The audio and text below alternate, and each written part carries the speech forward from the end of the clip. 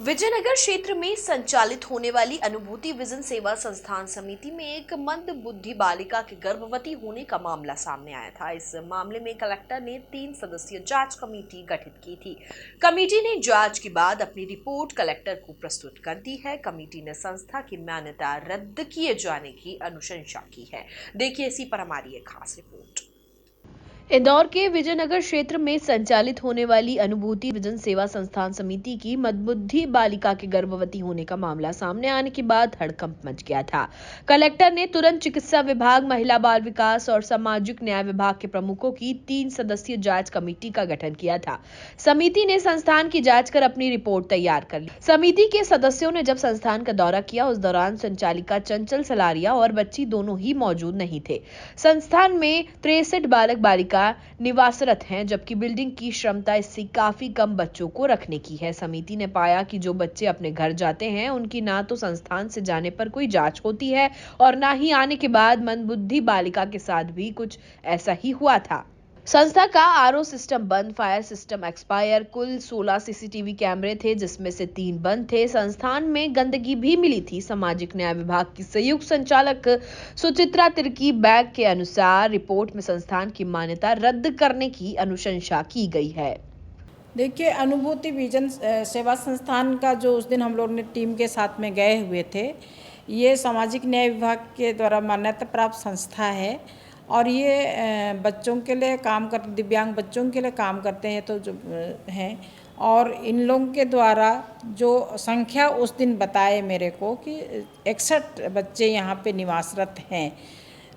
तो मैं उसके पहले भी मेरे द्वारा जो जुलाई में जब मैं वृक्षारोपण के समय तो उधर उनके संस्था में गई, तब भी मैंने बोला था। उस समय 45 के आसपास बच्चे थे। तब भी मैंने बोला था कि जितने संख्या है उसके मान से ये जो बिल्डिंग है आपकी, ये बहुत मतलब कि अनुपयुक्त है। 4-5 जो कमरे हैं और आपका 2 हॉल है, इसके अलावा इसमें बच्चों का निवास कैसा होता है, ये सब मैंने बोला था। तो उनके द्वारा ये आश्वस्त किया गया था मुझे कि हमें 3 महीने के अंदर में हमारा नया बिल्डिंग बना रहा है। इवन बिल्डिंग का उन्होंने फोटोग्राफ से बताया था, निर्माणाधीन वाला। तो इसलिए हम आश्वस्त हो गए थे कि अब इन लोग 3 महीने के अंदर या 4 महीने के अंदर में ट्रांसफ़र कर लेंगे। फिर ये घटना घटी।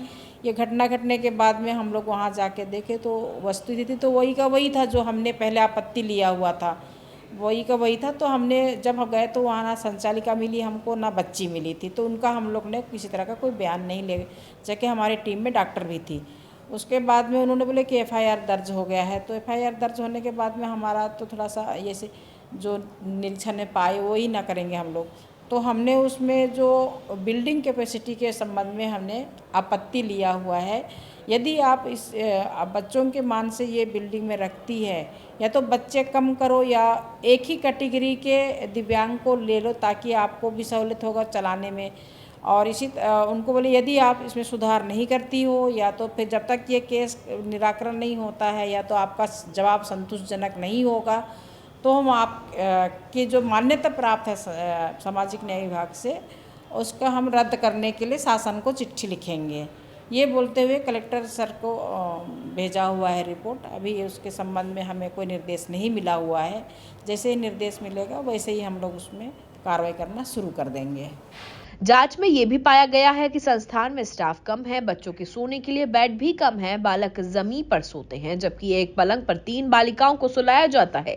समिति ने अपनी रिपोर्ट कलेक्टर को सौंप दी है। इस संबंध में कलेक्टर जल्द ही निर्णय लेंगे। Bureau report, MP news, Indore.